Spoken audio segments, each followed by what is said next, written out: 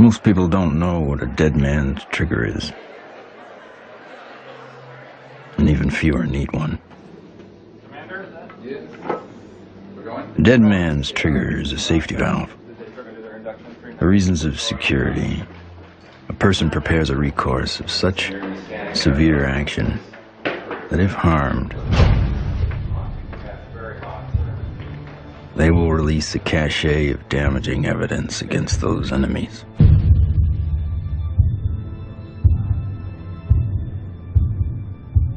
Given his situation, Dr. Stephen Greer is one of those rare men.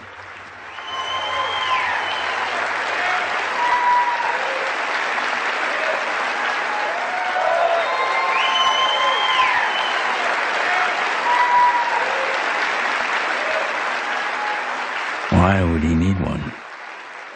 He's not the first person to push the disclosure of a corrupt military-industrial agenda. In the councils of government, we must guard against the acquisition of unwarranted influence, whether sought or unsought, by the military-industrial complex. In his final public speech, a farewell address, no less, in a time when every second on TV was priceless, United States President Dwight D. Eisenhower decided not to brag about his victory in the Korean War. Instead, he cashed in all his chips to warn this nation of a hidden enemy. We have been compelled to create a permanent armaments industry of vast proportions. The total influence, economic, political, even spiritual, is felt in every city, every state house, every office of the federal government. We recognize the imperative need for this development, yet we must not fail to comprehend its grave implications. When I was with Lawrence Rockefeller at his ranch in 1993, he turned to me and he said, "The implications of this are so vast and so profound that no aspect of life on Earth will be unchanged by its disclosure." I said, "Yes, Lawrence, that's why it's been kept secret. It's not because it's trivial. It's because the implications are so profound." So there have been attempts to bring this information out for over 60 years. And here we sit in 2012 with the world still burning oil and gas and coal, when we have had technologies, sciences, and all the information we need to have had a completely new civilization. What Eisenhower warned us about over 60 years ago, according to Steve Greer, has long become truth in Washington, D.C. Most music, Q107, driving home with the Spearman. Hello, what are people all over D.C. saying about all this money we are giving? And why is Washington, D.C. booming? Because the rest of the country is sending their money here. I know, isn't it beautiful through the trees? My name is Ted Loader. I've been working with CSETI program and Dr. Greer for 15 years. Cool, huh? Yeah. One always wonders if the public really knew what was going on with government covert programs and how much money has been put into it, you know, hundreds of billions of dollars. I think the public would be a little annoyed. Thomas Jefferson believed all men have the right to life, liberty, and the pursuit of happiness. The government they formed would serve to secure those rights. But when corporations or other specialized groups of men become more powerful than those who govern, our security is at stake. Thomas Jefferson wrote about unchecked power of the corporation being a threat to the democracy and the banks. You see, the U.S. Federal Reserve Bank issues every dollar bill, yet it is not run by the U.S. government or any elected official. It is owned by a private banking cartel. But here I find the chairman of the Federal Reserve, who's in charge of the dollar, in charge of the money, in charge of what the money supply is going to be. The middle class is being wiped out. And nobody's understanding that it has to do with the value of money. Prices are going up. So how are you able to defend this policy of deliberate depreciation of our money? A lot of it depends on what happens to the price of oil. The four horsemen, or families of banking, who own and run the Federal Reserve, also run the four largest oil companies. Oil is also used to make and run machinery and current mechanical technology. Of course, there's one industry that needs these more than anyone else: the military-industrial complex. You begin to get into this very scary scenario that has to do with the human condition, of the proclivity to accumulate vast amounts of power around a handful of people. All right, sit down and shut up. And right now, these misanthropic sociopaths are running the planet into the ground. When Congress or whatever else, or budget directors say, well, we've lost $100 billion in black program, what does the public do? What can the public do? We can complain to our congressmen, but our congressmen can't get any information. With lobbyists, interest groups, campaign funding, the economic powers that be have learned to control the political sphere. These politicians become almost like placeholders, and they don't realize that until they get into the White House or into the Senate Intelligence Committee. It doesn't matter who the president is. They're going to do what they want to do. And that which is good for them isn't always good for everybody else.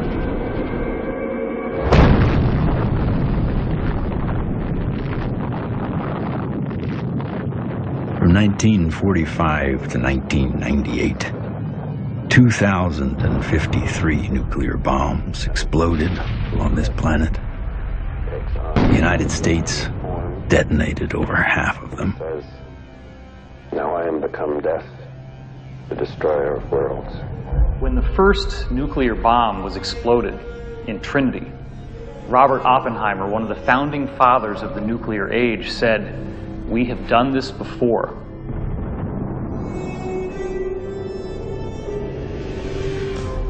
It could have been that Oppenheimer was speaking about weapons described in the ancient Sanskrit texts like the Mahabharata, in which they refer to a bolt of iron charged with the light of 1,000 suns.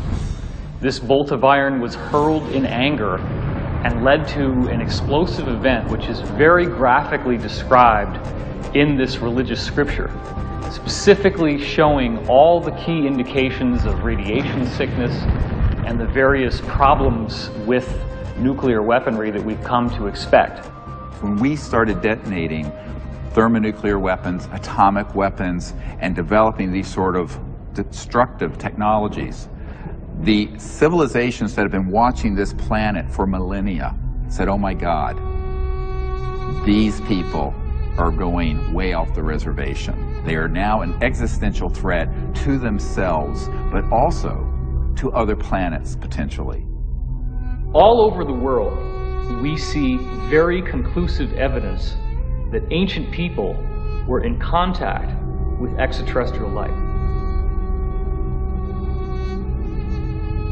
The Japanese said that their civilization was given to them by a people they called the Dogu, who came from what they described as Anemono Torebune, which translates as bird boat universe, meaning flying boats from the universe. The ancient Sanskrit writings of India have elaborate descriptions of vimanas, or flying craft. These texts are thousands of years old. They predate any conception that we have of spacecraft or aircraft. But evidence is not just found in ancient texts. It is also captured in our ancestors' art, as if it was plainly obvious that ET vehicles appeared in ancient skies.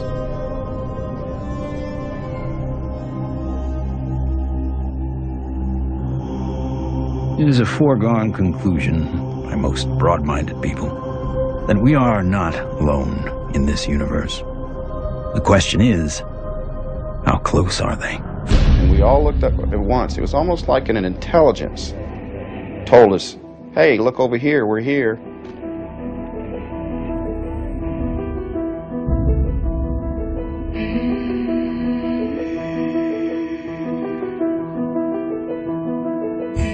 Saw 3 red lights in a triangle almost directly overhead.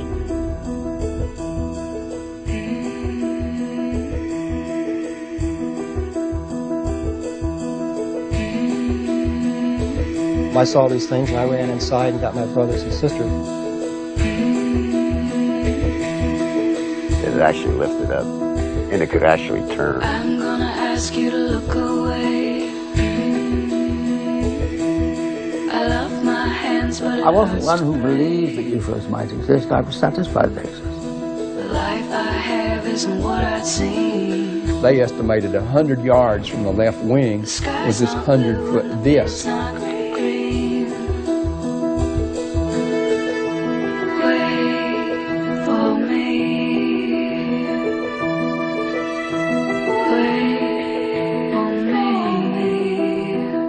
A lot of the astronauts are told to keep it quiet, and they're good Americans too.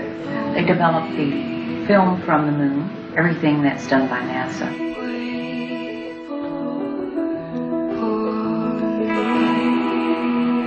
Ma che se ne sanno ancora degli altri superiori. No!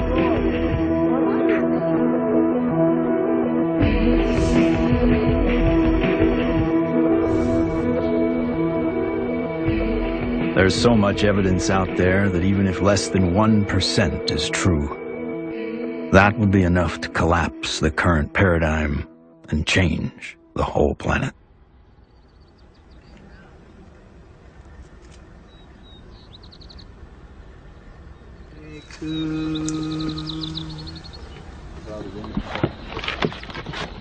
This is our signature tones that we broadcast over a small walkie-talkie. They were recorded in the crop circle. What happens is the extraterrestrials, they come into the area where we vector them in with the signature tones that we broadcast. Then it enables them to home in and get a real good fix on where the site is while we're setting up.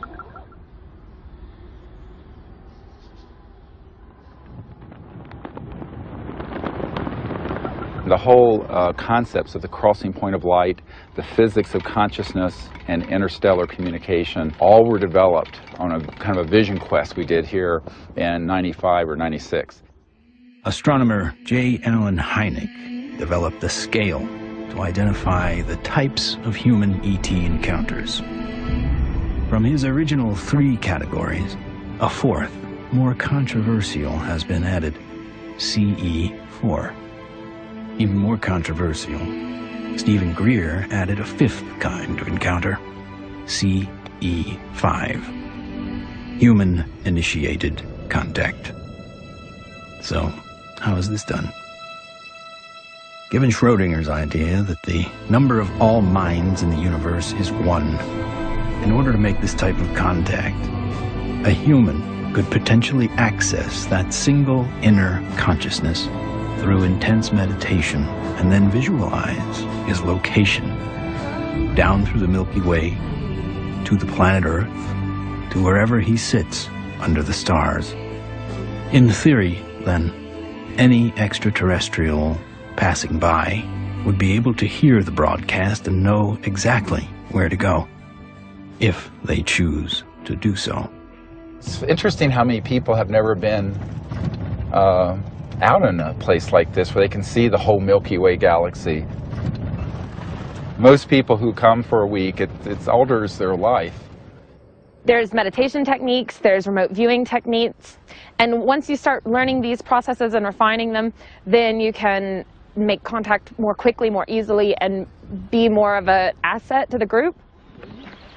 Checking to be sure that there's no source from anyone else, so that when we do start having electromagnetic signals through this, we know that it's a legitimate source. My name's Emery Smith. I've been with CSETI for approximately 3 years. Getting the baseline reading from us. My duties consist of a couple things. I am Dr. Greer's head security detail. I also am their photographer.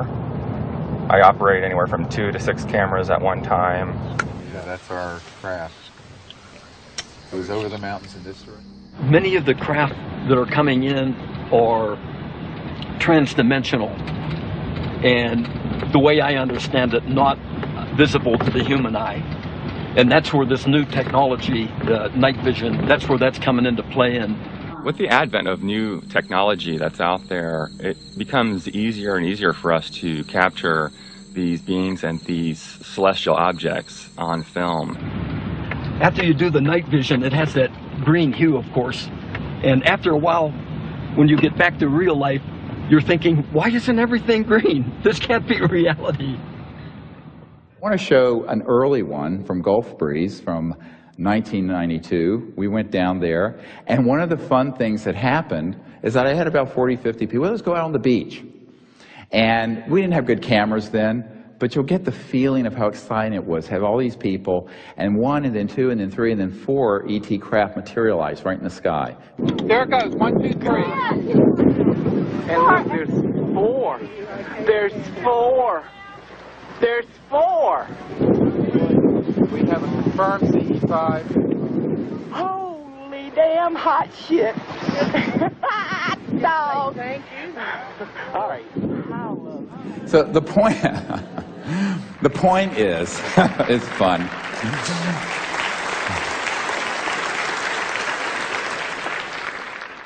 It's your responsibility to go into meditation, find a little bit of time, 10, 15 minutes, and remote view who's up there and how many.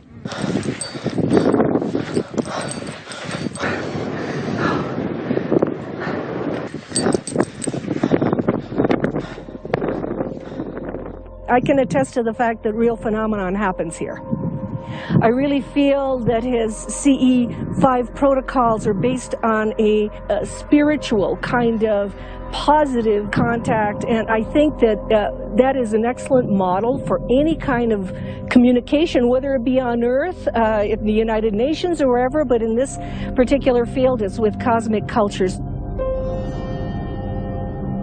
And we use consciousness, meditation, visualization, remote viewing, certain tones, and we do it in a group when we can, or even as individuals. It's just been this series of unbelievable events that are amplified by our meditation. It enforces this communication between us and the ETs, and it's so interactive. I could feel everything, I could hear all the sounds just right there. Perfect. And then this being, the little larval one comes up, and we had this hug, and I shared the joy in it, and I'm like just thanking it for this experience. And let's do what we can to feel as if it would feel that this is perfectly normal and natural. Oh, sure. And that, you know, this is... Relax and get in that flow consciousness, exactly. So I was jarred by our group getting like tripped out and in that kind of, like I was startled by some of the ways that our group was being, and I was going, and then there was moments where I was like, wow, I can only imagine how a visitor might feel. The ETs pick up on your intentions, and if you're really out there just to learn and really want to communicate with these extraterrestrials, well, it's going to happen. Avahanam Narayanam Padma Bhavam Vasishtam Shaktim Chatat Putra Parasharam Cha Yasam Shukam Goda Param Mahantam Govinda Yogindra Matashashisham. And we ask these extraterrestrial civilizations to join us as they begin to learn of us, to help us, and to understand us, even as we endeavor to understand them and welcome them here to this beautiful planet. Oh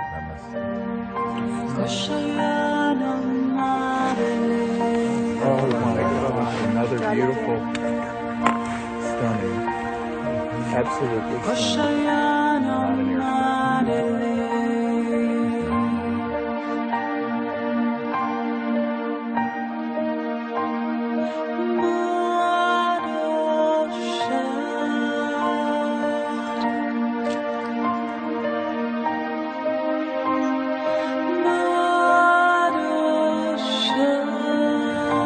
Oh, here comes a military plane very quick. Yeah, there's a very fast military. Okay, they're going to go. Oh. It turned right to it. Yeah. Literally, my heart literally sunk when the jet, you know, got to where the craft had to phase out. Yeah. And like to feel all that love build, and then to feel that jet coming in, and it was like on a heart level, my heart literally sunk when the jet crossed the path where it had to take off.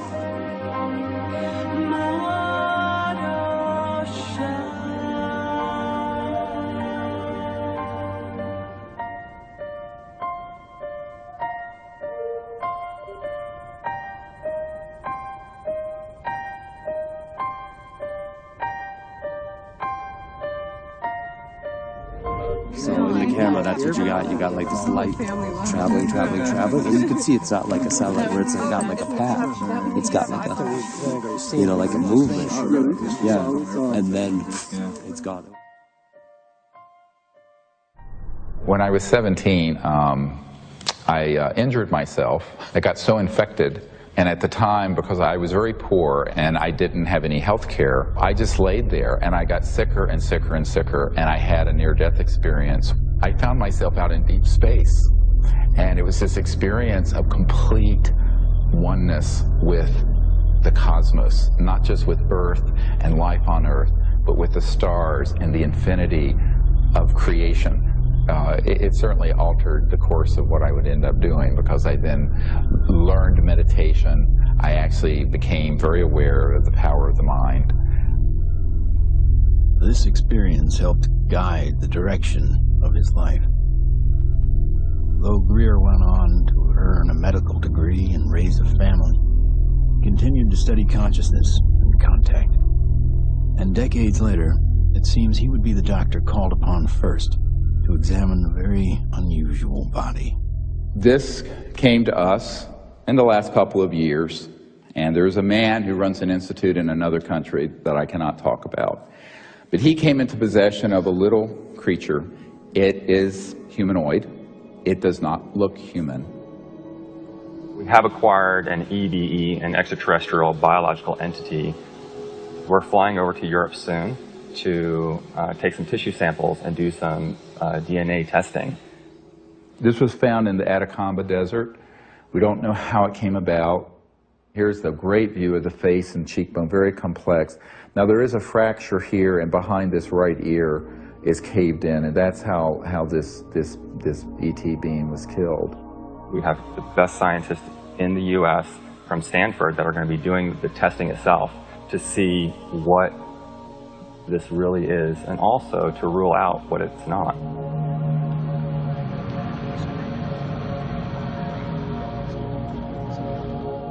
The initial reaction that I had is the same reaction that many of my colleagues here at Stanford and elsewhere have had when I've shown them, is that, wow, what is this? The question is important enough in at least two ways. The primary reason is that there's a lot of claims about specimens and claims about aliens. And of course there's a lot of ridicule associated with that. So one of the best things that we should be doing, of course, then is bringing the best scientific techniques to bear. The techniques are available, the techniques are cheap, the answers are nearly absolute, so let's do it. And it's so exciting because it's not just...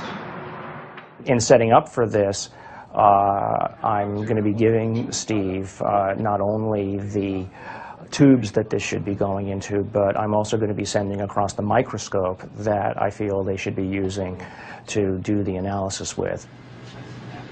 Before we even get started with some of the analysis, I think it's going to be important to rule out some of the obvious critiques that could come up. And one of those critiques is that this is a syndrome or a mutation. This is a bone dysplasia. And luckily, here at Stanford, we happen to have literally the world's expert, the man who wrote the book on bone dysplasias and syndromes, a gentleman by the name of Dr. Ralph Lachman, who has kindly agreed to look at the specimen, both the pictures as well as the CT scans and the x-rays, to help determine whether or not it's anything that he's ever seen before. I think that a dozen or even 15 years ago, answering the question of what is this would really not have been possible because the kinds of technologies were not available as are available today. But really the DNA tells the story. And because we have the computational techniques, that allows us to determine in very short order whether in fact this is human. So this will be basically an absolute level of proof as to what this actually is.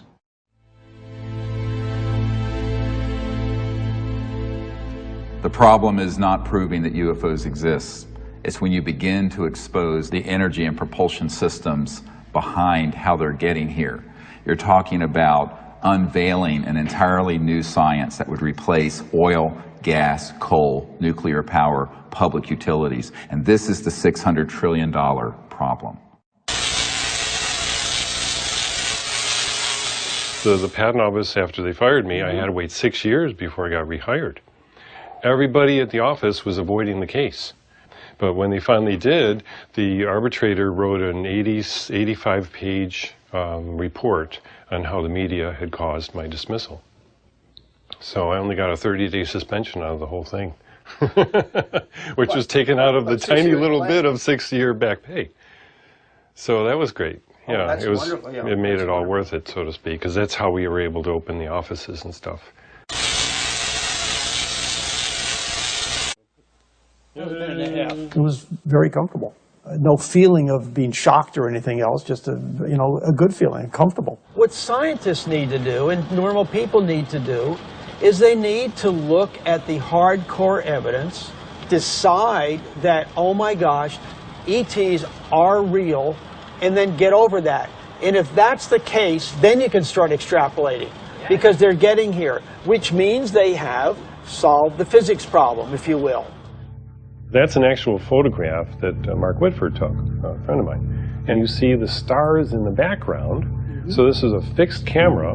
The craft was a triangular craft moving away from him, and all of a sudden it makes a right-angle turn. Apparently it has what I would describe as inertial shielding. It's the only way something can make a right-angle turn without having everybody killed inside of the craft.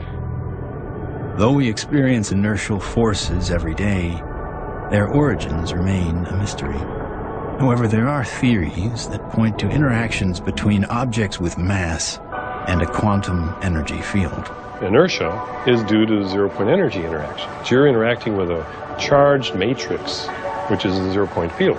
If you try to change that, then you get a reaction. There must be an interference shield of electromagnetic nature that would stop that interaction with the zero-point field. And you can suspect that UFOs have already figured this out, because they wouldn't be flying around and still have inhabitants. New energy scientists today are attempting to find new ways to define the relationship between electricity, gravity, magnetism, and propulsion. But as history has shown, change does not always come easy. It's like Newton. Why is that apple falling? Nobody ever asked that question before or even tried to come up with an answer. And Newton comes up with something called Newton bucket, or Newton's problem. The only guy that solves it 300 years later is Einstein. So, how smart can we be?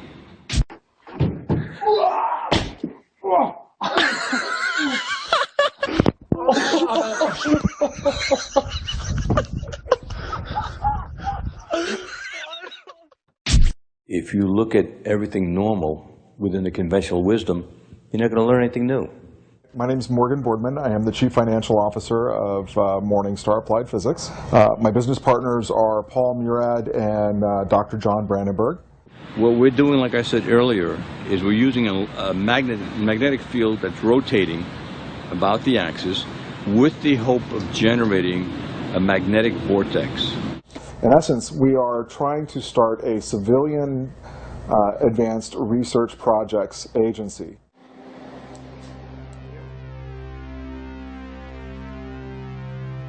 Okay, all right, so basically we have 4 options. Option 1 is a retarded potential. Option 2 is a lagging image, right? Yeah.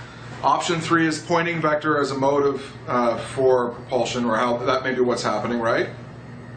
Yeah. And that's actually taking angular momentum and changing it into linear momentum if it's working the way we want it to, right? Yeah. Okay. And then the fourth one is that we are somehow either generating and or absorbing gravity waves. You got it. Do we accept Einstein's viewpoint that thou shalt not go faster than the speed of light? If you look at a black hole, the comment is the gravity is so strong that nothing leaves. But it does have something that leaves the black hole, and that is gravity. So does that imply that gravity moves faster than the speed of light? Could be. Gravity is another one of those seemingly self-evident forces that has raised a number of questions. How does it really work? How can we use it to our advantage? In the mid-1920s, T. Townsend Brown discovered that electric charge and gravitational mass are coupled, and that by building devices that harness these interactive forces, we could create advanced propulsion. At about the same time, Nikola Tesla and Thomas Edison won the Nobel Prize in Physics, but both refused it. Tesla was at the end of a long career of inventing. He had advanced technology in the fields of X-ray, radio waves, internal combustion, and, of course, atmospheric electricity. When everything was said and done, he had earned 112 U.S. patents. He proved that electricity can travel wirelessly in the air, and ultimately died penniless. However, his work did influence many others, most notably Lester Hendershot and Dr. T. Henry Moray. Hendershot invented a magnetronic generator to energize an impossible flight, if fueled by gas, that took Charles Lindbergh and the Spirit of St. Louis from New York to Paris.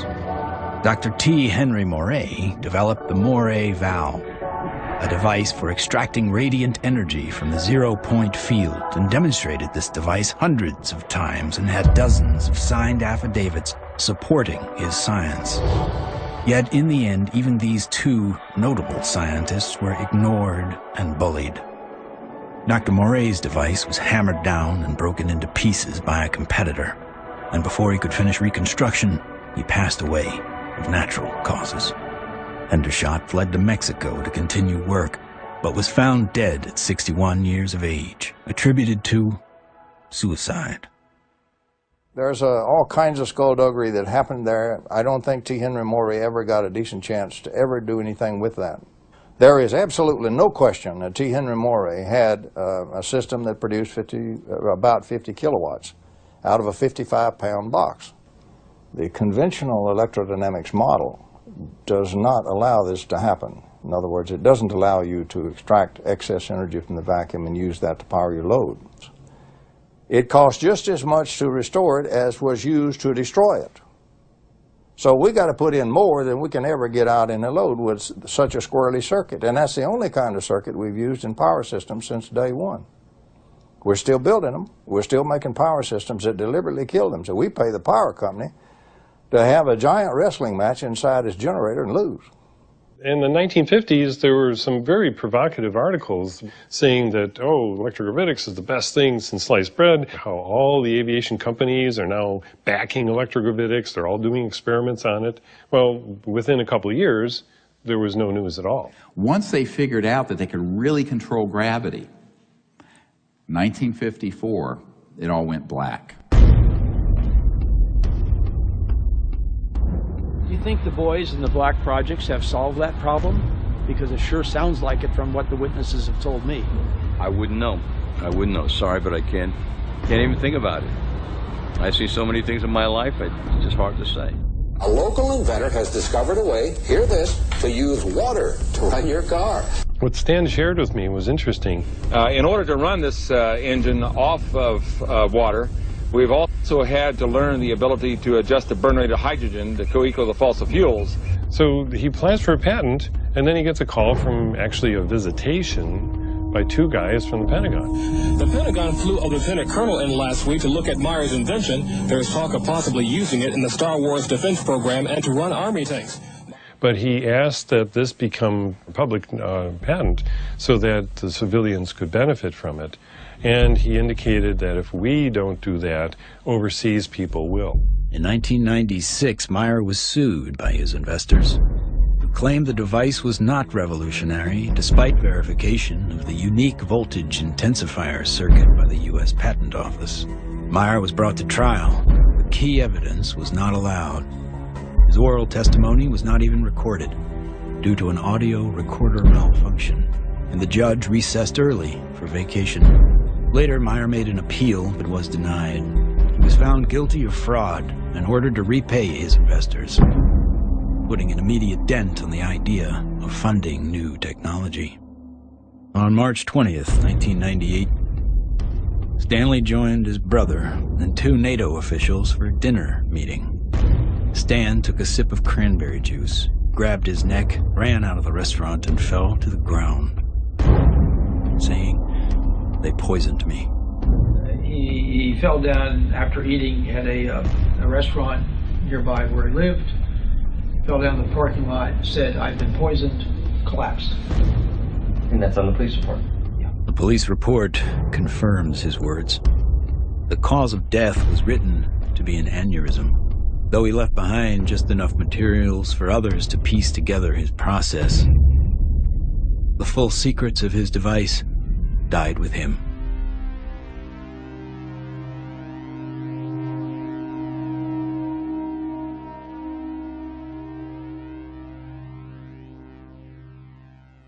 So from this, I began to do more work with the administration, various people, friends of the president, the Rockefeller family.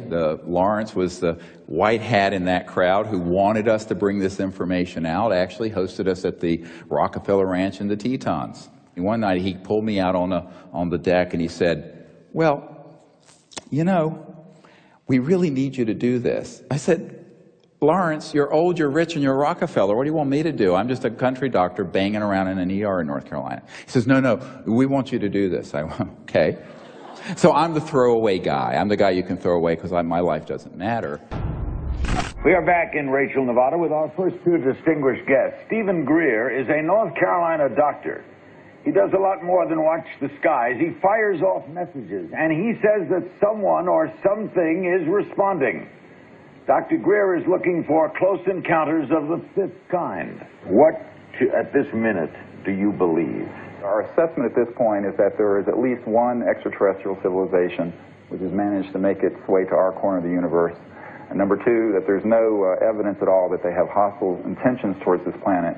And number 3, that the priority at this point must be trying to establish some sort of a liaison to them, some sort of a diplomatic liaison to them, and that's what we're working on. Is there a continued cover-up? Yes. Do those at the highest levels of government agencies know that there's a cover-up? Not necessarily. Officer X, a high-ranking military veteran, joined forces with Dr. Greer in order to use his military and government influence to gain access to high-level officials. I was able to arrange for a CSETI briefing to the then Vice Director for Intelligence for the Joint Staff, Admiral Tom Wilson, the same person who had been at Atlantic Command with me. At that meeting was Steve, Apollo 14 astronaut Ed Mitchell, Brigadier General retired Steve Lovkin, Siri Automatic, Steve's right arm. Well, Dr. Greer did indeed mount an initiative and did go to Washington, did speak with high-level government people. I attended and helped him with that. We briefed certain members of Congress, some of their staff, some of the people from the White House. We talked with people in the Pentagon. It led me to the belief that people in high-level government have very, very little, if any, information, valid information. One of the most important of all the meetings was with CIA Director R. James Woolsey. Here I fly up to Washington. The cover story was a dinner party. One of the things that I found was that this CIA director wasn't lying when he communicated to us that he had not had access to these projects. He was shaken to his core. We met for not 20 minutes, almost 3 hours. And by the end of it, I handed him, my hands were shaking, and I handed him this document. And it was a position paper recommending executive orders and the things the Clinton administration and he needed to do to get control of this mess.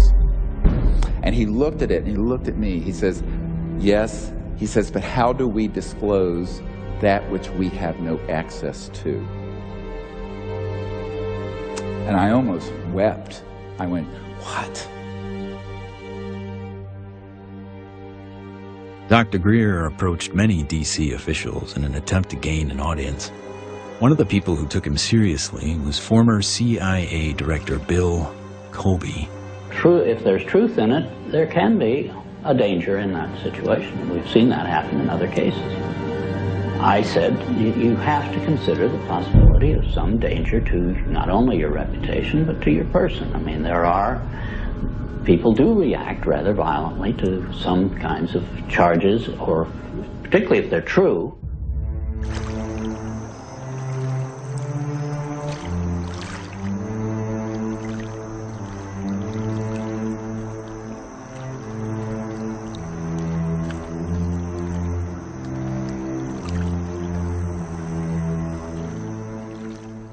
Now, you know, I'm a 30-some-year-old doctor with 4 kids, a golden retriever, and a house in North Carolina. So I'm going, this is down the rabbit hole fast. But that is the situation, my friends, when you're dealing with secrecy that is criminal and illegal.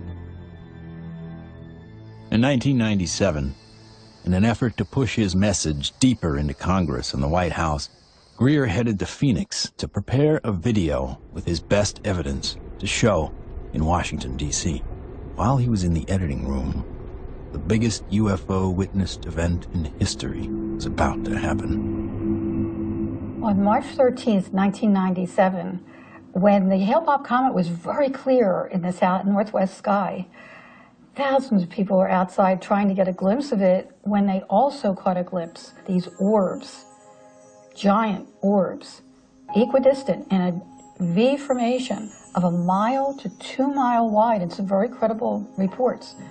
And that's the particular area where these phenomena keep popping up from my vantage point.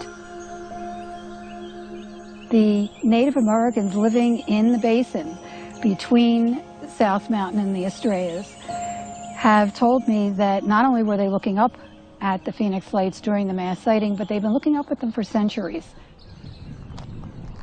I live in a community called Loop, northeast of Flagstaff, on the Navajo Indian Reservation. We'll have to go back in time one day before.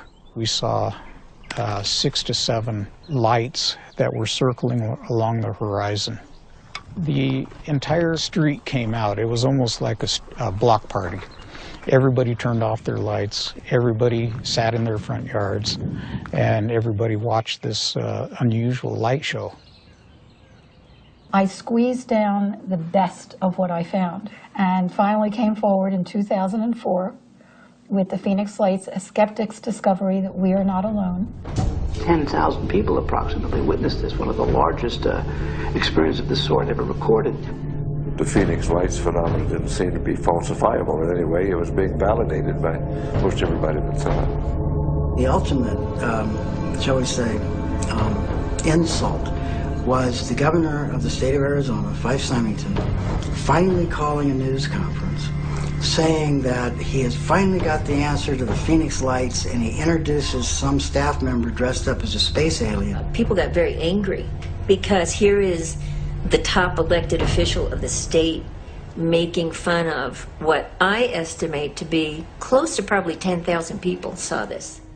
Under the watchful eye of the public, Symington retracted his statement. If you had been here 10 years ago and standing out here and looking up there at the lights and the view, you would have been astounded. You would have been amazed. The so-called Phoenix Lights were seen by many people in 1997. Skeptics say they were military aircraft or flares, but not the former governor. It was probably some form of an alien spacecraft.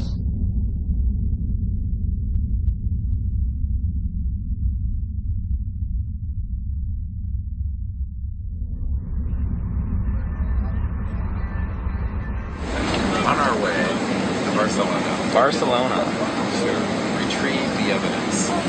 Dr. Bravo. Hi, baby. Are you ready for the trip? I'm ready for the trip. I'm so excited.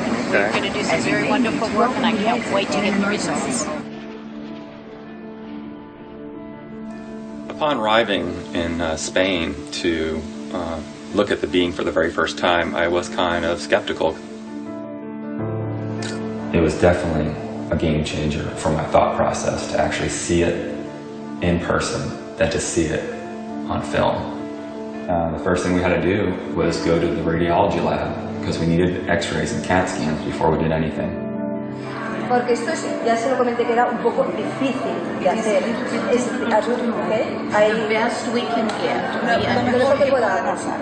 Porque evidentemente no se puede manipular para nada. No. The head radiologist at the center saw the beam and was quite impressed. And the first thing she said was, "Wow, that looks like an alien."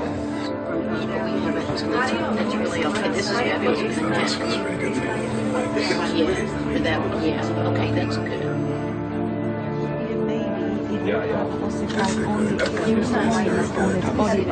This one is complete. And when the CAT scan images started coming up on the computer, it was just profound. And I saw inside the bone, and I saw, organs and lung material, brain material. I knew that this was not a hoax, it was not fake, that this was actually some sort of living creature. Right, well, if somebody made it, they have a future in microsurgery because they were smart enough then to put in these millimeter-wide bone holes where the arteries go in to feed the bone marrow.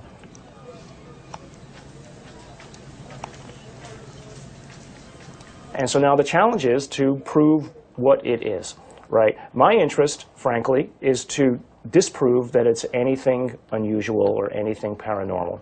I would like to prove that this is human.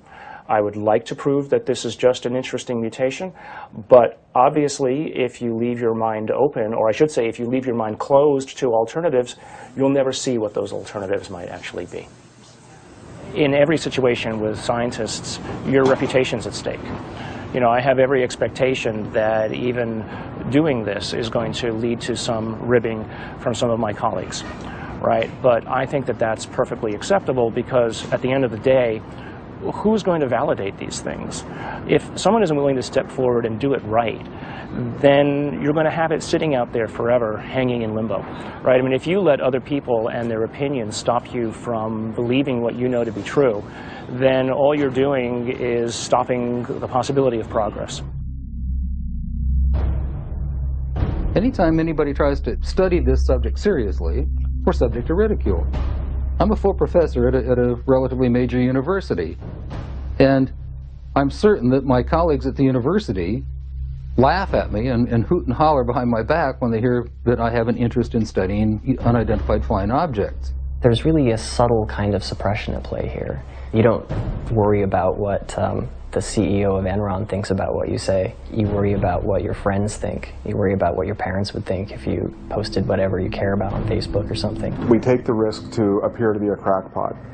There may be people who are going to be threatened by that for any number of reasons. My feeling was that I was involved in a lot of strange activities, so I tried to say to myself, let's not look at this with too much exposure and mention it because there's a question of credibility.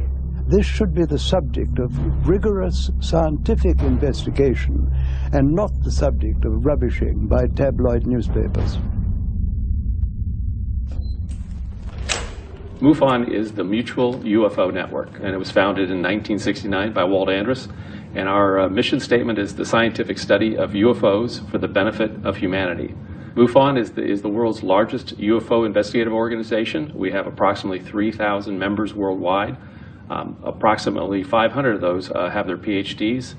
These are people who really would like to delve deep into the UFO phenomenon and try to figure out not only what it is, but how it's happening. Armed with what he thought was some of the best available evidence, including the Phoenix Lights, Steve Greer organized a Project Starlight briefing before several Congress Pentagon, and White House staff members. Things seem to be on track with disclosure. Of the device and the internal, all of it,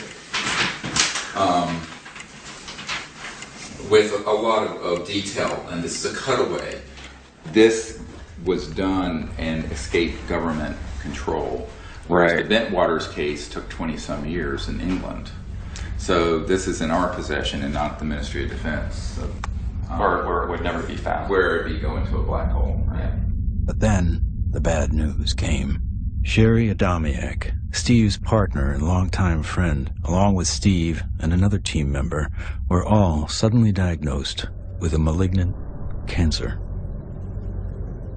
I've had these experiences since I was a child or a young man, but to articulate them so other people understand them, I need someone with capacity to hear it.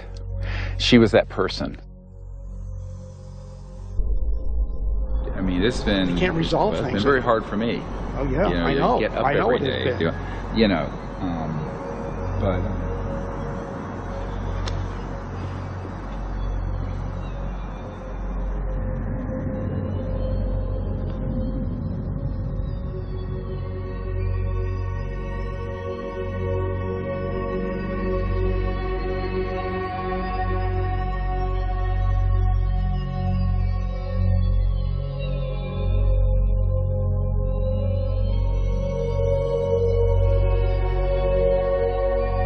One of the last places she wanted to come was here. So she asked that her ashes be placed on the land. So we put her ashes around that tree.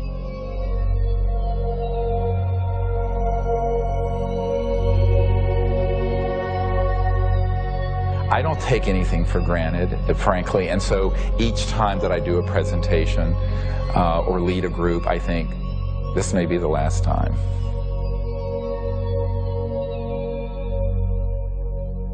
The thing that has kept me going the most is not any external thing, but the experience of that near-death experience where I know that there's an aspect of us that doesn't die. That is why I can go mano a mano with these elements and not be afraid. I shouldn't say be afraid, not stand down. Everyone has fear. I've certainly had my fears. But it gives you an anchor so that you can go forward.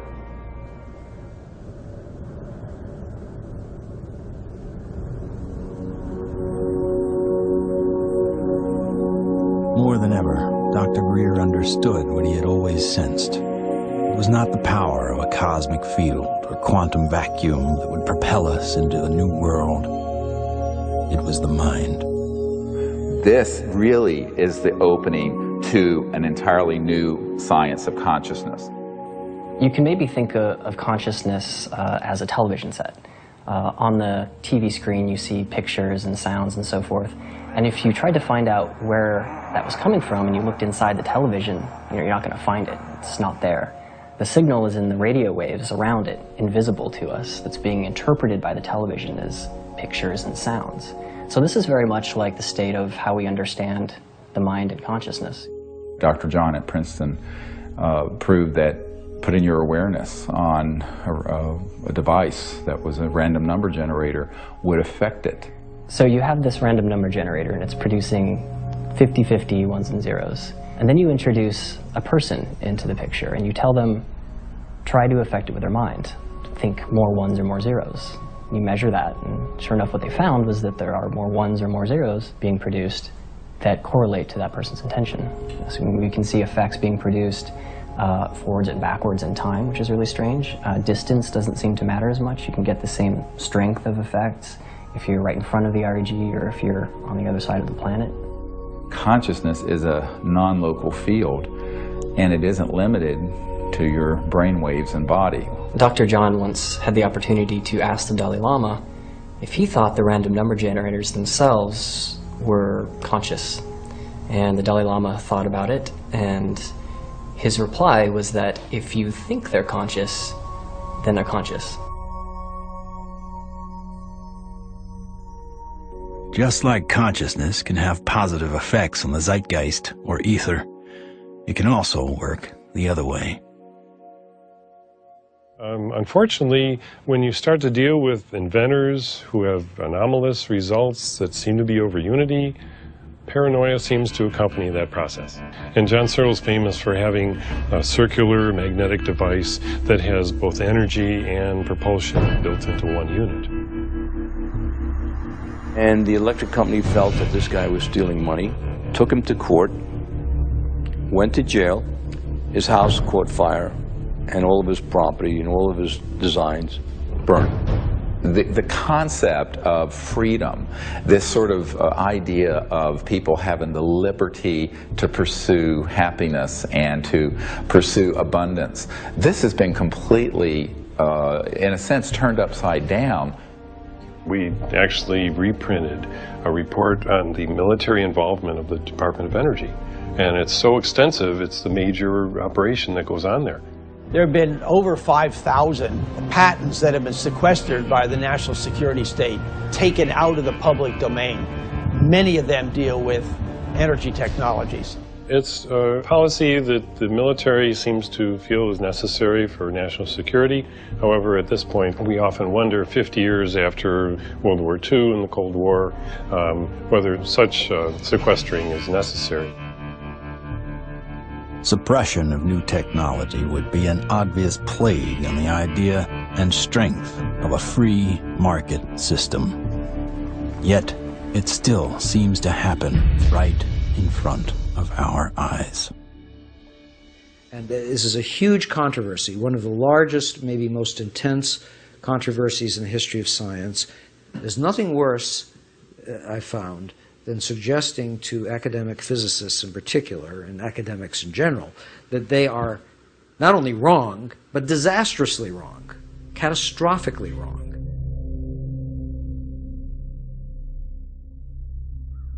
Cold fusion patents have not been approved. They will not get through. American citizens are being denied their constitutional rights. I inadvertently was looking through some piles of paper that had been given to me in a casual manner by all these hot fusion physicists as they were trying to do their calorimetric repeat of the Pons-Fleischmann experiment. And I was stunned. I couldn't believe what I was seeing. It looked like monkey business to me at the time, and it has turned out to be exactly that. It was represented as a negative result when it was positive. And that data is scientific fraud, as far as I'm concerned. It's been referred to legal authorities in the government. I asked for a review at MIT, got nowhere. If this type of manipulation had occurred in any legitimate research area, such as cancer research, AIDS research, global warming research, anything that's accepted as reasonable to be researching, the people would lose their jobs, they wouldn't be in science. And yet, these people today, their data is used today, to year 2000, and all before, to reject patents.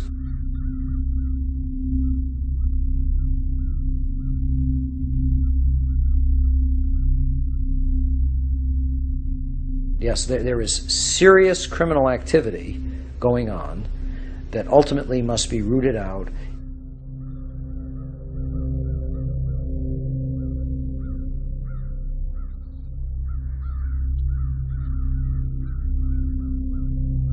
It became very clear to me that, you kind of had a tiger by the tail here, and that this was serious.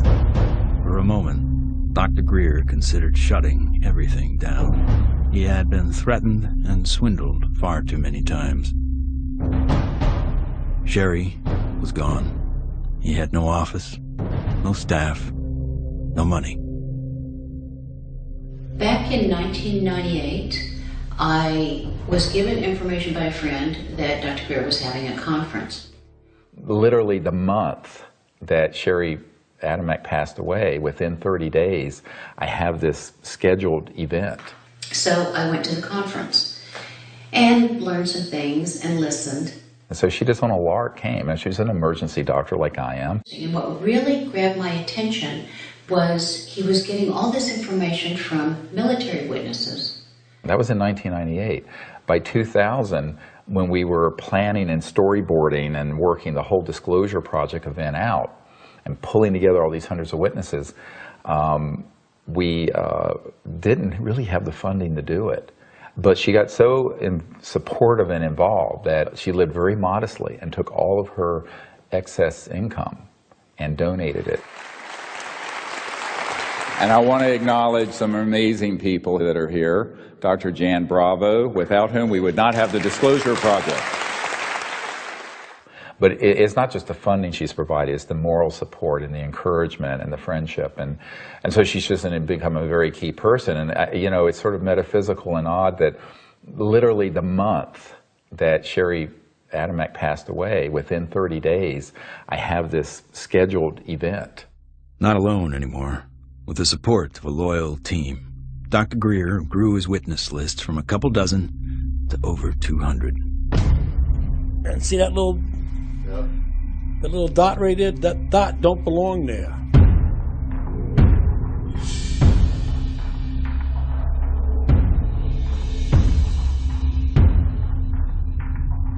I said, I'm one of those what you would call the high government officials in the FAA. I was the division chief. There was only 3 or 4 down from the admiral. I was awarded the Air Force Guided Missile Insignia. I was the first photographic officer in the Air Force to get they called it the missile badge. So I forgot who it was that called, but he says, we got a problem here. What's the problem? He says, well, it's that UFO.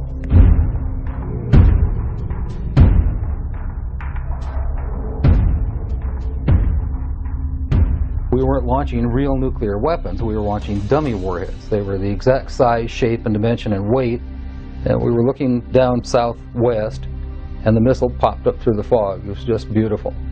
And I hollered, there it is. And our guys on our M45 tracking mount with 180-inch lenses on it got it. We sent the film back down to Vandenberg. The Japanese airline, 747, was coming from the northwest, going across the Alaskan territory. He called and asked the controller if the controller had any traffic at his altitude.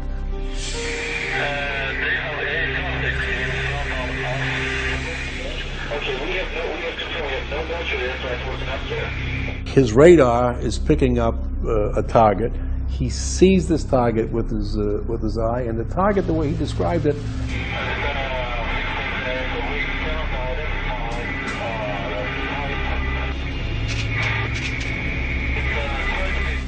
a huge ball with lights running around it, and I think he said it was like 4 times as big as a 747. I was called into Major Mansman's office at the 1st Strategic Aerospace Division headquarters. And Major Mansman said, watch this. There was the launch from a day or 2 before it at Big Sur. We watched that stage burn out, we watched the 2nd stage burn out, we watched the 3rd stage burn out, and it's going like this. And into the frame came something else. It flew into the frame like this, and it shot a beam of light at the warhead, fires another beam of light, goes around like this, we're going like this, fires another beam of light, goes down like this, fires another beam of light, and then flies out the way it came in. And the warhead tumbles out of space. They brought in 3 people from the FBI, 3 people from the CIA, and 3 people from Reagan's scientific study team, and I don't know who the rest of the people were. When they got done, they actually swore all these other guys into that this never took place. Who said that? Who was saying? This was one of the guys from the CIA. Now I saw that. I don't give a goddamn what anybody else says about it. I saw that on film. Phil Klass can kiss my ass. He wasn't there. I was. He said this is the first time they ever had 30 minutes of radar data on a UFO. He said, you are never to speak of this again. As far as you're concerned, this never happened. So I said, yes, sir, and walked out, and that was the last I talked about it for 18 years.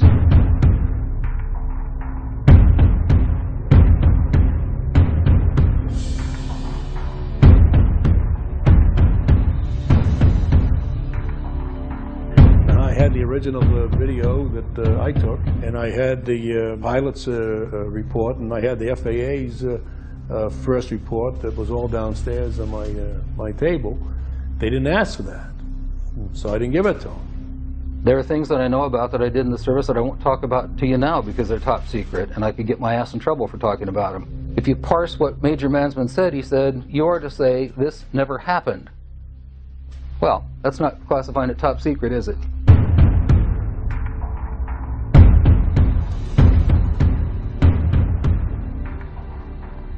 And I was a part of a United States Air Force cover-up for 18 years. But who do you tell that you were involved in a UFO incident without them looking at you like you ain't wrapped too tight? What we photographed up there affected me for the rest of my life and made a huge impact on my understanding of the universe and of governmental manipulation of our minds.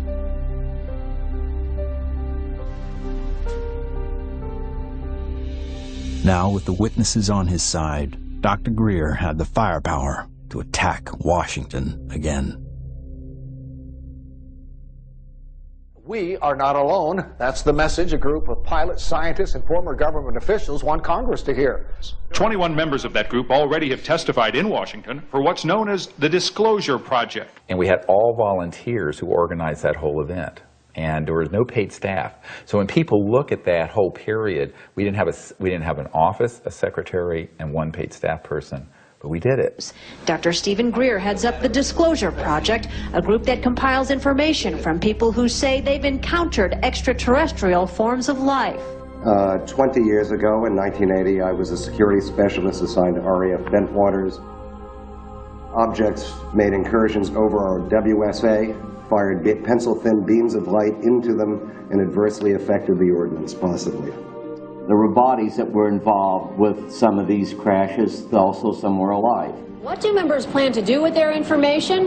They hope Congress and President Bush take notice. We are asking for the U.S. Congress and for President Bush to move towards an official inquiry and disclosure on this subject. Those that don't want to believe you will never believe you anyway, so it doesn't matter. It doesn't change the truth.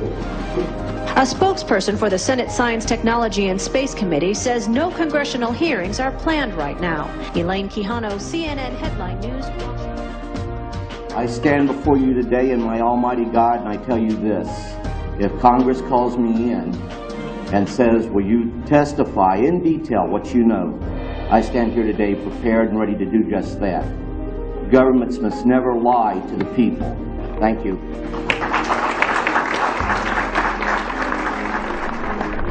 The number of people Dr. Greer had managed to get behind him was monumental. In a perfect world, an event of this proportion, with that amount of coverage, would have been enough to start a legitimate movement. But of course, we hardly live in a perfect world.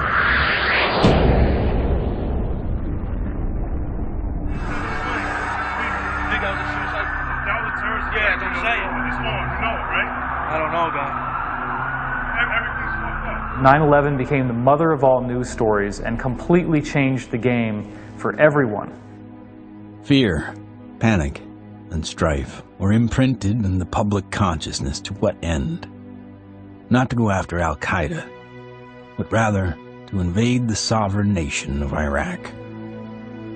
Given such a drastically overt misstep on the part of a U.S. government led by an oil family, the question on some people's minds is whether or not this disaster was exploited, or worse, engineered. The Gulf of Tonkin in the Vietnam War, Chiang Kai-shek in the Korean War. False flag operations are nothing new. However, according to some, the ultimate card to play might be yet to come. How do you grow the trillion-dollar military-industrial complex that Eisenhower warned about into a $2 or $3 trillion program? You got to have a bigger enemy out there. Von Braun's purpose in life during the last years of his life, his dying years, was to educate the public and decision makers about space-based weapons. First, the Russians were the enemy against whom we're going to build space-based weapons. Then terrorists would be identified, and that was soon to follow.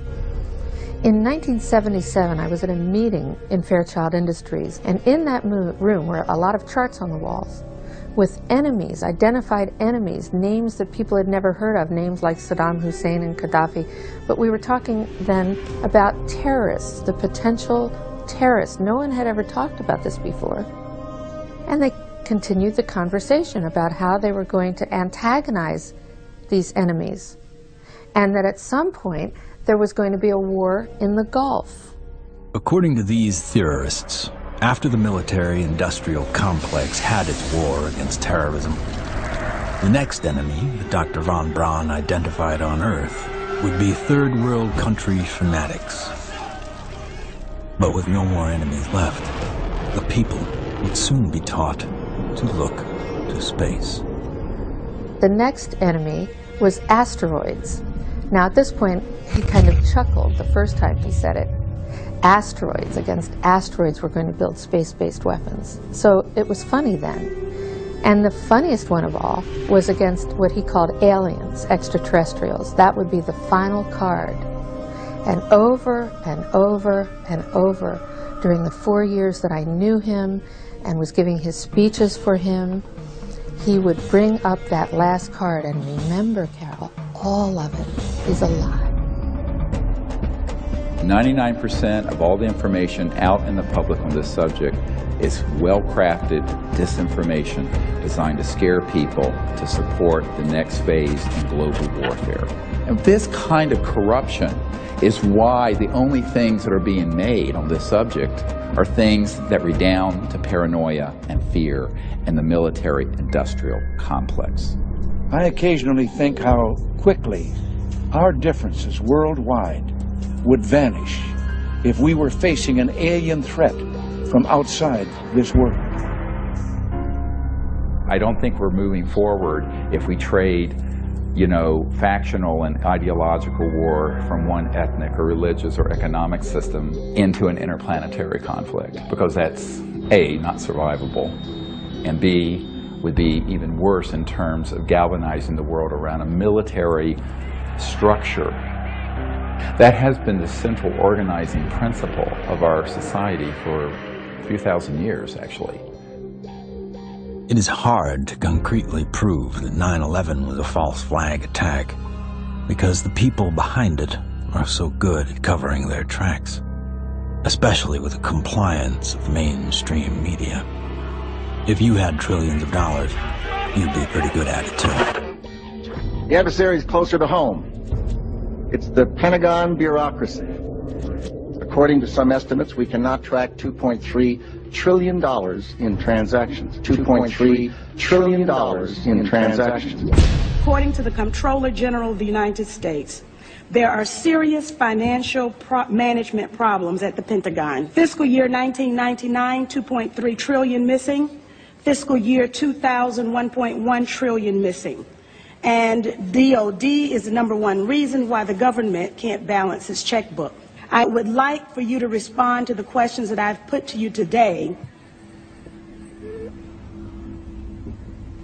I've forgotten what the second question was. How does one carve out a billion unacknowledged or 10 billion unacknowledged taxpayer dollars? In many cases, at the end of the fiscal year, when there is so-called leftover money, they may or may not know that money may in fact go to a special access program. There are two main types of special access programs: acknowledged and unacknowledged, or USAPs. Those programs are basically totally off the books, and they are able to actually vacuum up money to be a self-perpetuating funding mechanism. Certain USAPs are waived and also completely managed and controlled by private contractors, so they enjoy the secrecy protections only afforded to private corporations. There is virtually no high-level government oversight for these types of USAPs. In many cases, no elected official, including even the president, have knowledge a particular USAP even exists. Between 1947 and 1949, the government passed the National Security Act and the CIA Act. These laws allowed the intelligence community to withdraw money from any agency without disclosure. Essentially, money could be stolen from any program, and no elected official would ever know about it. great view of the eye socket. Very different eye socket from, that's another thing that the scientists who've looked at this at Stanford have commented on. If you look at this creature and you look at the cranial vault, how large it is, the size from the eyes up is at least 3 times that of a human. One of the first things that Dr. Lockman immediately remarked upon was the shape of the head and the skull. It was not something that he is accustomed to seeing, and it was quite interesting and in some ways exciting that the associated features that you would expect from a syndrome of that nature were not found.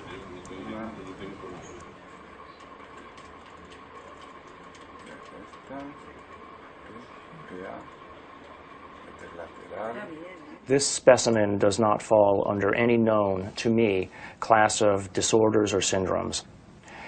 In many respects, the proportions of the spine and extremities are normal. The major abnormalities appear to be 1, the size of the specimen, mid-face hypoplasia and underdevelopment of the jaw, and that the specimen has only 10 ribs. Humans normally have 12, rarely 11. One of the most remarkable aspects of this is when we came down to study the actual bone density. One of the features of fetuses that specialists looks at is the so-called growth plates of the epiphyseal joint, say, of the knees. The shock, I think, and the surprise was, and the absolute certainty that Dr. Lockman had was that this specimen is between the age of 6 to 8 years old. The shock was that this specimen was clearly not fetal.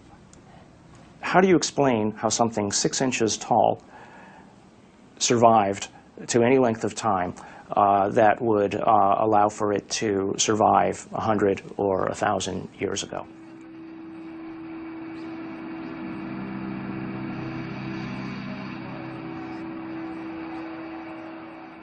And what amazes me is the media. Well, they're so compromised with this, they don't dare do anything but follow the company line on it. The company line being a series of lies. This is a document talking about the current program at the CIA.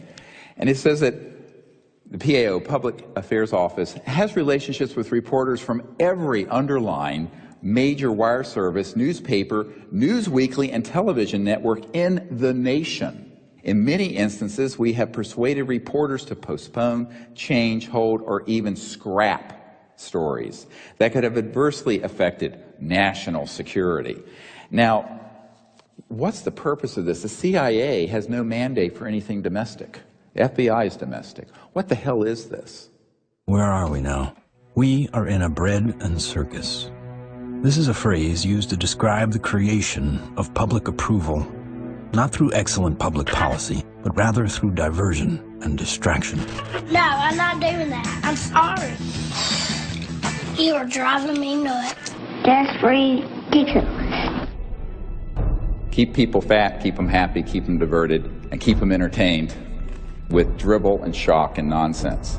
That's, unfortunately, the sort of thing that has taken the place of news and information. So that what we're seeing today is a world in which perception is being managed by as little as 5 major media corporations who collectively control magazines, newspapers, corporate news websites, television stations, movies, documentaries. Who are these people?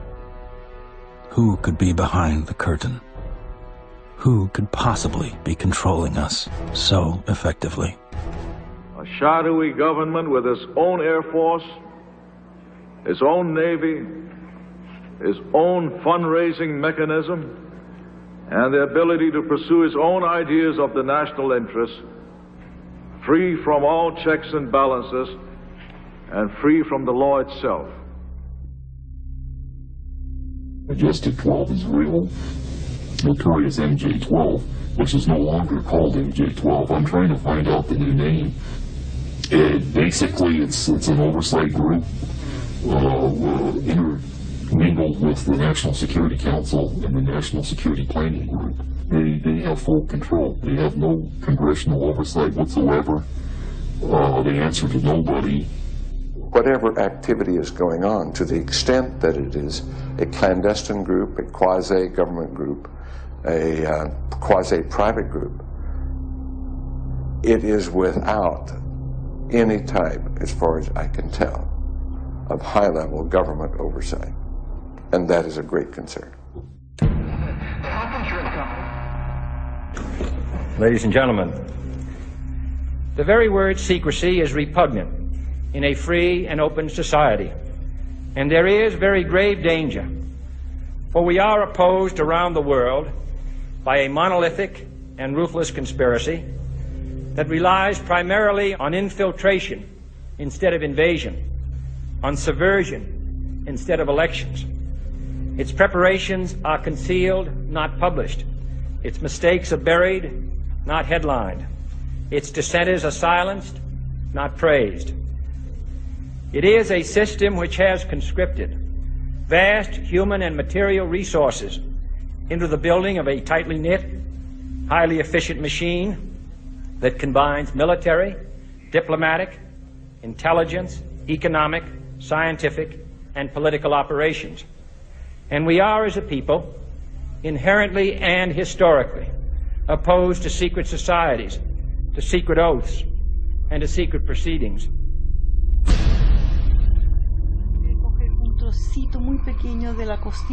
It's got too much tissue on it. They actually want a piece of the bone from at least like a 0.5 of a millimeter in. Como medio milímetro de... We took material from inside the cranium, also 2 clippings of the anterior front ribs of this being.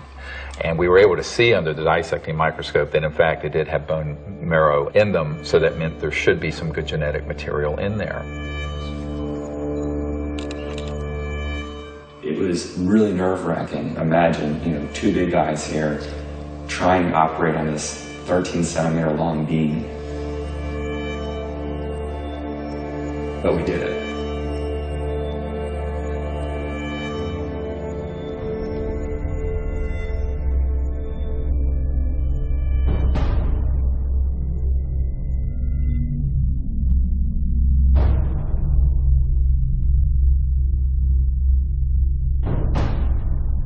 The DNA analysis is being done by some of the world's best, but even the world's best need to be cross-checked, which is why I'm doing the 3 different facilities.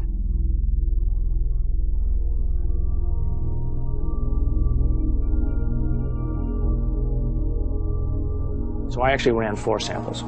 I ran a sample of my own blood. It was a very small amount, just 100 microliters. I ran 2 blanks, things that just had water in them, because that would be essentially a contamination control. And then, of course, the sample itself. And really the all-important first result was whether or not there was in fact any DNA which was isolated. And the actual shock for me was when I got the amount of DNA out of this sample. It was way above what I had originally expected. What you have on the left here is a so-called DNA ladder. This is a size standard. This one on the end is in fact my DNA, and it has an expected size distribution as well as some banding. And validating the original measurement is this analysis that basically shows that we have a nice distribution for the sample's DNA. When we physicists look for alien civilizations, we don't look for little green men. We look for energy consumption. We look for type 1, type 2, and type 3 civilizations. What are we? We are type 0. We get our energy from dead plants, oil and coal. Around the year 2100, we will become a type 1 civilization. And we see the beginnings of that now. What is the Internet? The Internet is a type 1 telephone system. Imagine, if you will, sitting down to your morning coffee, turning on your home computer to read the day's newspaper. Well, it's not as far-fetched as it may seem. Information has largely been controlled in a top-down way. What we're seeing now is the dissemination of discoveries coming up from the grassroots and not from a top-down centralized authority which has the ability to say, this isn't making it because we don't believe it's true, this is making it because it fits the mainstream. When we want to form a new team in a new country, then all we have to do is contact someone there using the internet, and suddenly they're a member of the node. From this online collective seems to come a real communion. People from all over gather in groups to investigate UFOs, with safety in numbers against ridicule and disinformation.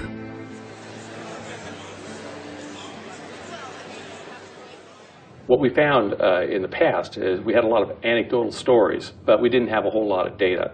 With the advent of computers, personal computers, and the internet, we've been able to collect the data and analyze it through some 200 plus data points to allow us to be able to compare cases and to see exactly what's happening and what the trends are. Nick Pope is our guest. He made this information public. He's also the former head of the Ministry of Defense's UFO project, so if anybody knows, we think it's you, Nick. The Ministry of Defense is in the process of declassifying and releasing its entire archive of UFO files going back decades. It's interesting and worth pointing out that while the British government is releasing their files and their documents, President Obama, who promised to do the same during the campaign, he still has not. 15 years. 15 years, that's spring. Oh my God. But I figured that, you know, after the disclosure project, we'd get this information out and we could go on with life. How do we keep battering the ram at this door? Where do we find the strength to keep going forward? When you think that you're the only person that has the knowledge, you become marginalized. Steve was instrumental in bringing together a large group who had been involved in this subject and who for the first time realized that they were not alone in trying to come forward on the subject. Governments, we've discovered, have not gone far enough, so we've decided that as people, using the CE5 protocols, form our own movement and do what governments have not been doing. We think of this as the People's Disclosure Movement. And so we feel it's important to create an effort that's a global effort, which this has become. My name is Mark Benz, and this is Rex, and we're in Bodega, California, and we're doing CE5. My name is Jeff Bird, and here in Winchester, Virginia, USA, we are doing CE5. My name is Peggy Brewster, and here in Middleton, United States of America, we are doing CE5. We have 1,150 teams of CE5 ambassadors, which are spread over 52 countries. My name is Andre, and here in Sweden we are doing CE5. Und wir machen zusammen CE5 in Deutschland. Here in Burlington, Ontario. Brisbane, Australia. From Chester, Virginia. And Hamilton, Ohio. We are doing the CE5. Konnichiwa. Moje ime Daniel. Daniel tu na Slovensku. Es Leo Ortiz. And here in Vancouver, British Columbia. Du CE5. The CE5 context más. CE5. CE5. CE5. We're doing CE5. And the reason I think that's so important is that it not only builds the knowledge base, but it also further potentiates this concept of pioneering a new pattern of peaceful contact. And that is something that no other group, large group on Earth is doing. It certainly isn't being done by the State Department and the Senate Foreign Relations Committee. It seems to be it only takes one person to make contact. But hundreds of voices worldwide is a call that can't be missed. And likewise with innovation, the more heads in the game, the more likely we are to find a solution. There's many technologies that people have talked about, many ways to the mountaintop. We have so many modes of converting quantum vacuum energy or zero-point energy. Some people think they know how to do it. Okay, fine. But if you do it theoretically, that's one thing. But then you got to do it experimentally, and that's the hard part. Those opposed to new energy technologies can tie the hands of hundreds of inventors. But how will they ever fare against tens of thousands? The output milliamperage is more than the input milliamperage. It's a clear indicator of overunity. I'm gonna ask you to look away. I love my hands, but it hurts to pray. The life I have isn't what I'd seen. The sky's not blue and the field's not green. Wait for me. Wait for me. Wait for me. Wait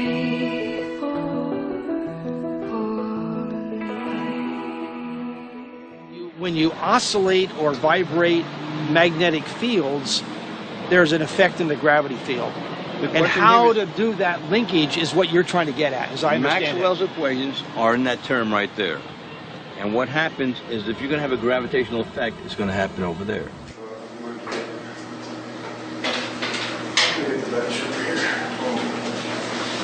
Josh, I think I can help too. This channel here represents revolutions per minute. These are representing weight that we're measuring on the load cells.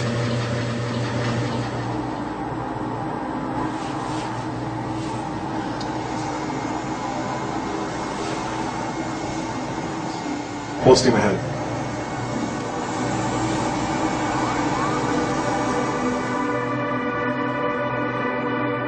When we look at our data, we lost 7% of weight. If we move this thing and it loses weight, I must be generating gravity waves. Though the device maintains its shape and size in terms of dimension, it is losing mass. That's a possibility. If it is losing mass, then certainly it would also be affecting time in a very localized manner. By looking at new technology, you could break through new commercial aspects to improve our society. We should be looking for a disruptive breakthrough in this technology within the next 10 years. We're on the brink of developing any number of potential propulsion systems which would take us out of the solar system. I think we're going to beat NASA to the mark. So I graduated from the UCLA School of Engineering in 1976. Got a flyer from the School of Engineering inviting me to a lecture by Ben Rich. Ben Rich was the director of Lockheed's Skunk Works for 16 years. He oversaw a number of USAPs that were secretly managed at the Skunk Works, including, most notably, the development of the F-117 stealth fighter. Ben shared a slide set of about 40 slides of different things, starting with the U-2 spy plane, going all the way up to the stealth fighter at that time, mentioning that he couldn't talk about the other secret stuff. But when he ended his talk, he had a slide of a black disc zipping off into outer space. And he ended his talk with these words: "We now have the technology to take ET home." So you have to have vision, and you have to have the guts and the courage to go out past the steps and do something of any value, and we have to go past our grasp. And we asked him questions about it. What did you mean when you said we have the technology to take ET home? Ben shared three major things that I think are worthy of research by researchers worldwide at this point in time. The first was we've somehow figured out how to do interstellar travel already. It's known. The second point he made was that there was an error in the equations. My suspicion is it's probably Maxwell's equations for electromagnetic theory.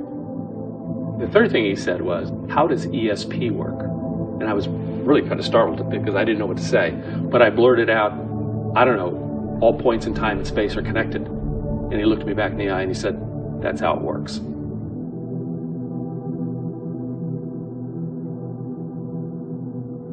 History has taught us that to simply innovate new technology may not be enough. We have to find a way to get past the suppression.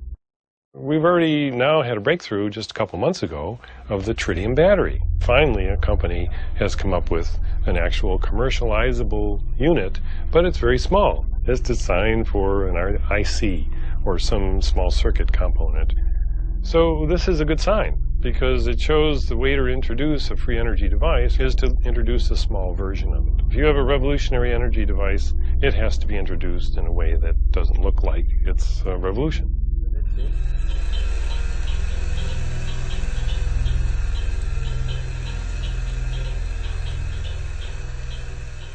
Science is always changing. I mean, even back in the 1960s, they thought that biofeedback, for example, was impossible. But now, of course, we know that that itself is an absurd statement. We have even toys on the market that allow people to, play with biofeedback. These sciences have been around for decades. They have been ruthlessly kept secret because of the kleptocracy of what I call the petrofascists, the people who are hell-bent on maintaining the power of a centralized petrodollar, oil, gas, coal system.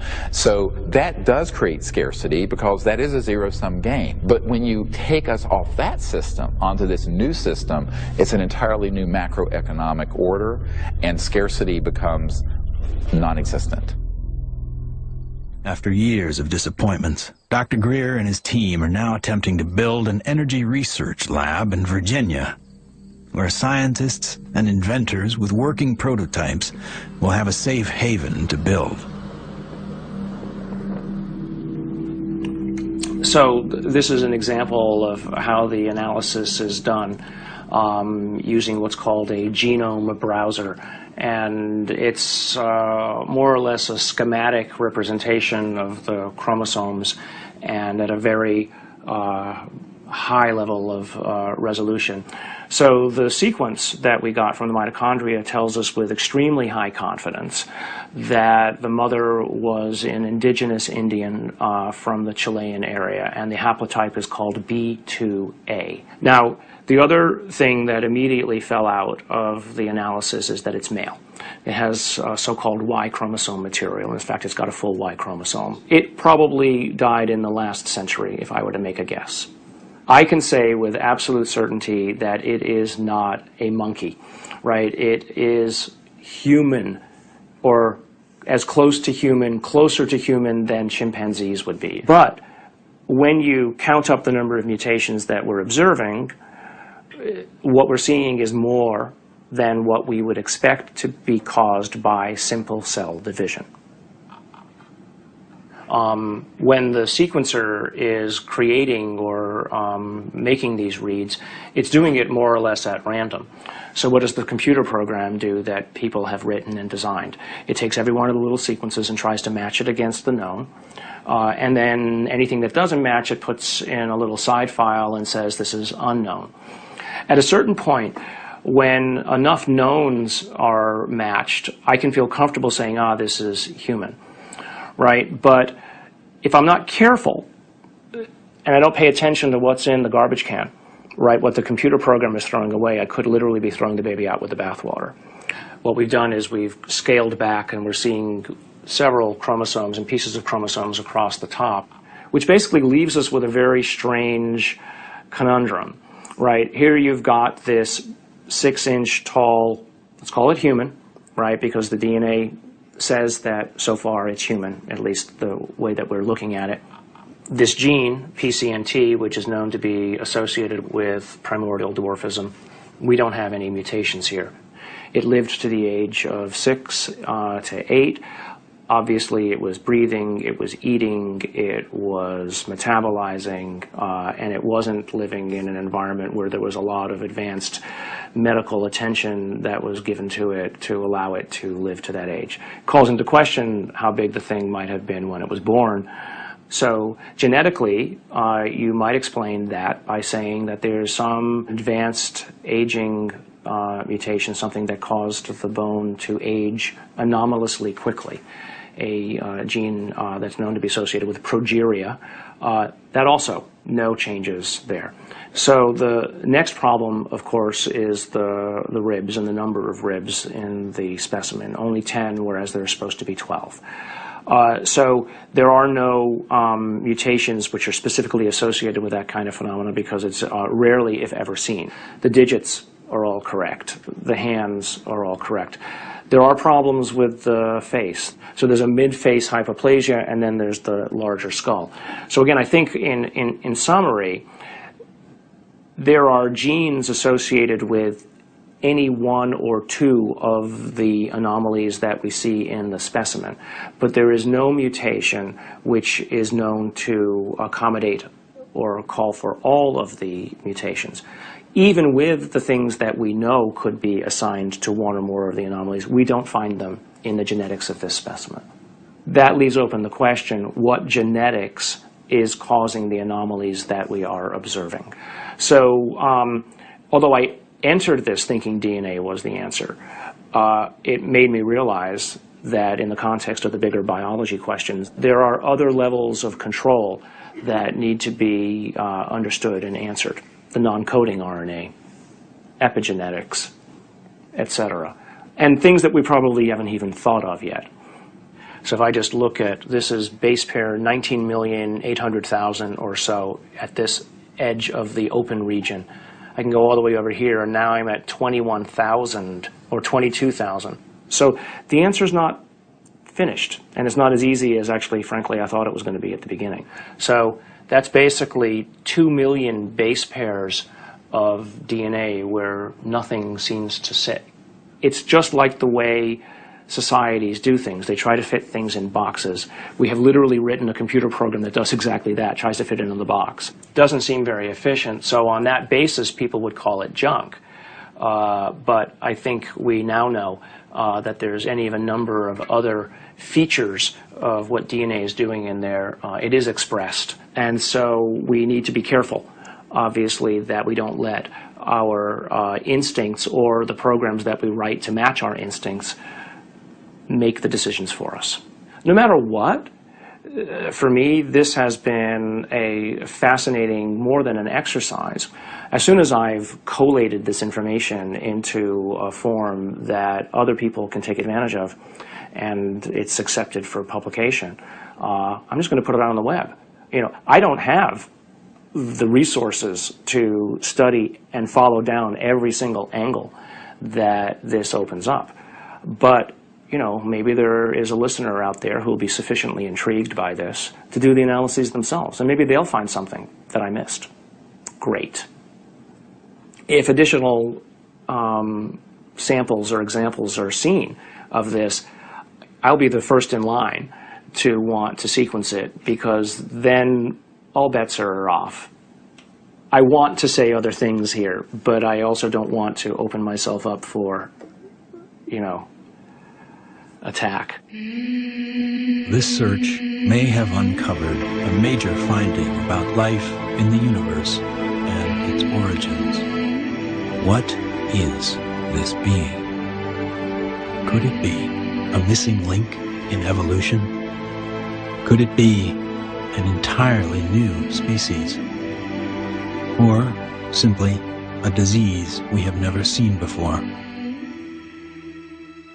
Or could this be an extraterrestrial being from another world?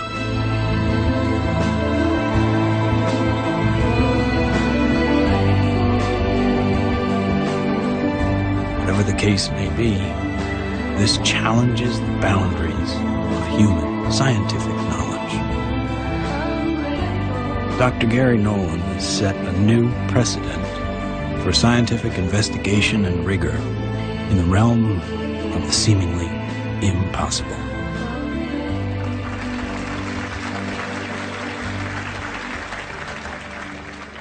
Now, we have now over 4,000 cases of extraterrestrial vehicles that have landed, 3,500 pilot cases, over 5,000 documents from the U.S. government, and hundreds of thousands of pages of documents from 14 countries that have opened their files since the Disclosure Project was launched 11 years ago.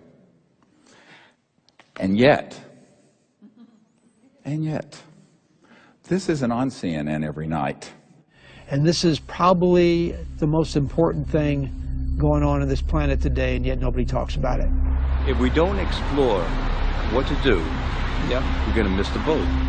And that could be why Eisenhower's final message wasn't just doom and gloom. It was a charge to the people to spit out the bread, look away from the circus, and take some responsibility. Only an alert and knowledgeable citizenry can compel the proper meshing of the huge industrial and military machinery of defense with our peaceful methods and goals. The dam is in fact working, and you're beginning to see countries all over the world begin to come forward with what they know to be absolute fact. Since 2001, 24 countries have opened their UFO files to the public, including Australia, the UK, Vatican City, Germany, Russia, and Canada. The United States is not yet among them. What we have to do is pave the way for these leaders. Because if the people will lead, the leaders will follow. They'll have to. And it isn't about overthrowing the Pentagon, it's about leaving it behind.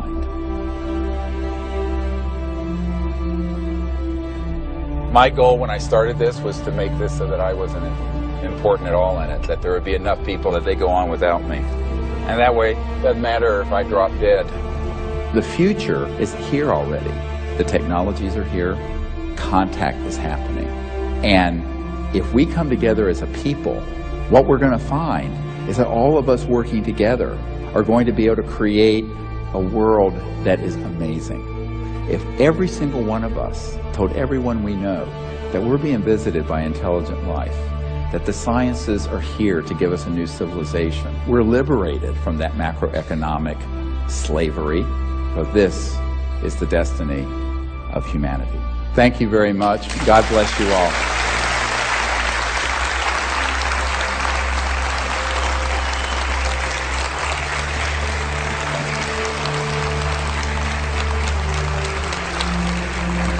Thank you.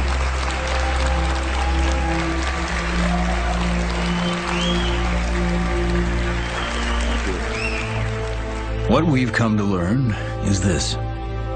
We are standing at the precipice of a new age. There is power in the many, but only when they're acting as one. That's when resonance happens. Whether joining together as a responsible citizenry against the forces standing to divide us, or joining consciousness to unite with the beings who are prepared to communicate with us.